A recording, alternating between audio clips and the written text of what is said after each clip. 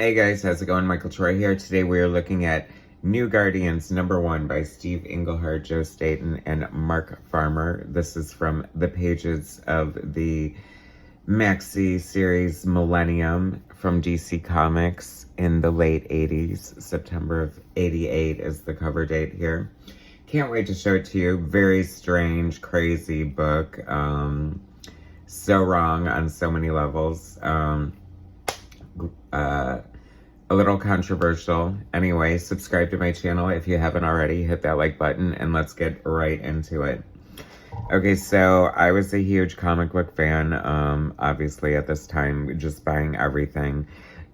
Group books definitely appealed to me. DC was doing this like company-wide event, Millennium, and out of the pages of Millennium came this series, The New Guardians. It is a crazy group of characters, very eclectic, very global, I guess. So I guess the old Guardians have died and passed the torch to the new Guardians, created to spread their greatness, specifically told to have sex and multiply and just craziness. Okay, legendary Steve Englehart is the writer. Joe Staton, legendary artist. Love Joe Staton's work. It's funny because I don't know if I thought so at the time, but I loved his his work. Kind of reminds me of John Byrne in a way. They have a lot of the same sort of just classic superhero goodness to their art, but slightly cartoonish in a way. I think Joe Staton definitely leans more into the cartoony than John Byrne does. But their characters are very animated, the way they move across the page. I just love the way he draws poses. This is a great splash page. The New Guardians taking residence in Los Angeles. And I think Joe Staton kind of nails the look of Los Angeles as a resident of West Hollywood myself. Very, very eclectic group of characters. Of note, Harbinger from Crisis on Infinite Earths. Let's see, Ram, Fluoro, like the Plant Man, double-sized first issue for only $2, imagine. Anyway, I love Joe Staton's artwork so much. It's funny looking back at like the old E-Man and with like the John Byrne backups, so John Byrne and Joe Staton do have something of a history together. Has anyone watching, any big Byrne fans or Staton fans, ever seen the similarities? Just a little bit in the faces and figures, I think. You know, they have long, kind of thin-looking, kind of athletic-looking characters. Anyway, I love the designs on these characters.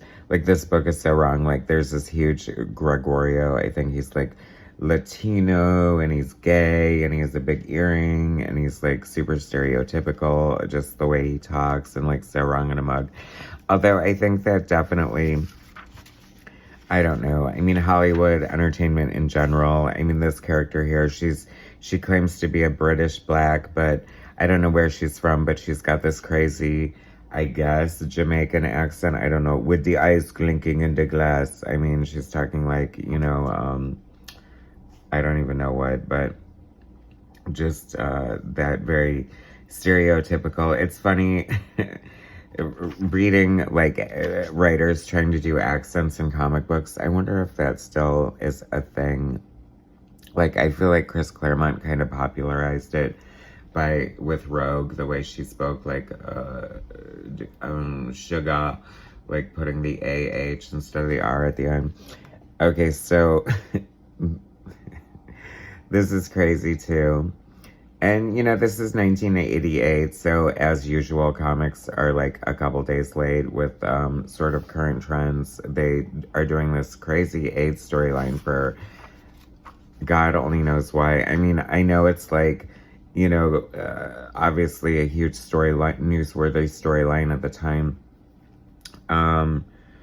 But I don't know, in a kid's comic book, especially one where they're supposed to be like having sex. It is so weird. And obviously this is very political.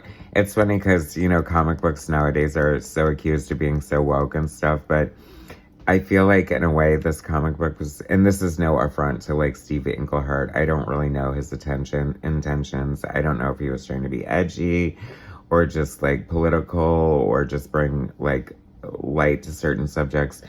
See, 1988 is a tough time in America. The right wings had 8 years in Reagan's non-renewable, and the results are a country that says no to Latin American drugs, but can't quite get there on Latin American wars. Like, what the hell? Like, I don't know. I guess I was too young to like know or like be entrenched in political stuff at the time. I don't think kids should be or need to be. So it's like, I don't know who this comic book is for in a lot of ways. You know, it's like, those are kind of like hardcore storylines. Oh, this Hemo-goblin, I have to say, Hemo-goblin. Like, first of all, that's a crazy, like, hilarious name for a vampire, like, creature. And I kind of love this aesthetic here. I mean, aside from the fact that he dies from AIDS eventually, spoilers. I mean, that's how crazy this book is right here. So, I don't know. He's created to go, like, get the global guardians. Or no, I'm calling them the global guardians. But they're the new guardians. It's a little confusing. I feel like I would have benefited greatly from rereading Millennium before I read this, because I know they come from the pages of Millennium, but it's not, like, their origin hasn't, like, really been retold at a great length. So, sort of just diving in here with you folks, okay? But it's very much like panned because of the controversial storylines. Like, I mean, come on, a vampire who freaking, you know, has AIDS and dies from it, and then this like super flamboyant. Oh, Gregorio, how'd you get in? Like, this dialogue is so bad, I almost expect him to say, why, of course, through the back door, sweetheart. But he says, magic, Lil, and which is also funny. Harbinger's real name is Lila, and he asks if he can call her Lily because it's easier than Lila. Okay.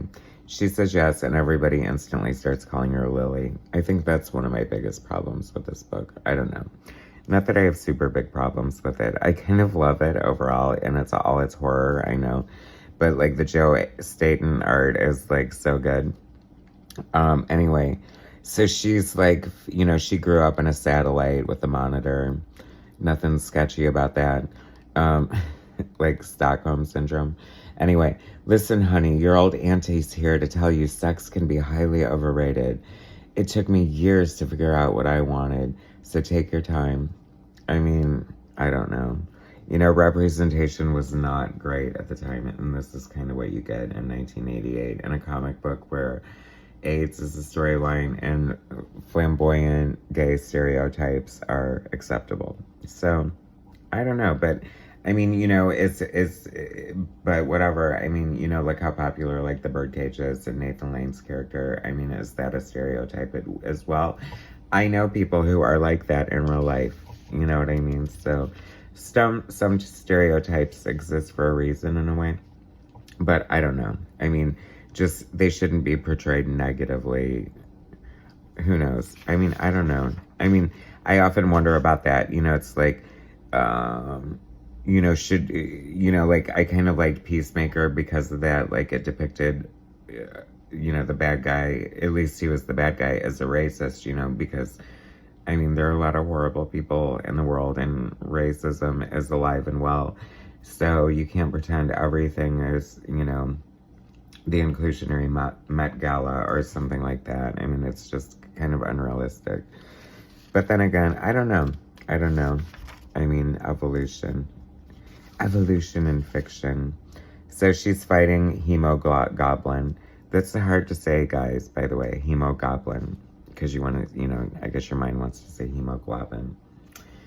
But kind of genius name, kind of ridiculous premise. He bites her side. That's new. I kind of like, so this is like the green flames of Oa, like radiating her through her, giving her nondescript power, which now she suddenly shares with Harbinger.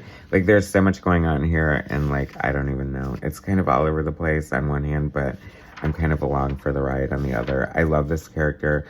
I love her big long toes. I wonder if that's because she's like kind of tied into dragon. Like, this book should be called, like, Stereotypes. Or Wrong in a Mug. I don't know. I feel like its intentions are good, and the execution is, like, painfully misguided. But we have this gorgeous Joe Staton art, so once again, not mad at it. I don't know, it's a weird time capsule, you know what I mean? Like, we've come a long way in a lot of ways, but... and 2 steps forward, 2 steps back, 3 steps sideways. I don't know. I mean, it's kind of crazy. And also, I don't know. I think this is why sort of like superhero comic books have evolved in a way, and somehow in a way, it's weird how they are so popular in movies, but you know, in the comic books, like, they're getting away from, like, you know, these, like, bright, colorful, unique costumes, which I will always be a fan of superhero comics. But in the end, here, they're beating the crap out of Hemo-goblin, which is hysterical. And then they leave him for dead. They just leave him for dead. The cops find him. No, like, supposedly they're getting all this press coverage and stuff. Wouldn't it be bad press to, like, just fight this demon and leave him dead in a hotel room? I'm just saying. However, the autopsy comes back. Don't worry, guys. Even though you did clearly beat him to death and leave him in a hotel room, that's not what killed him. He died from AIDS. I swear to God. And that's how it ends. Is that not crazy? And 3 of you have been bit by him, so watch out. We know what that means. Crazy. You're just going to have to wait till the next episode to see what happens, because we are going to cover issue 2. And I hate to do a cliffhanger like that, but damn it, I need viewers, I need subscribers, I need likes. Do all that stuff. I'll bring you more later. Thanks for watching.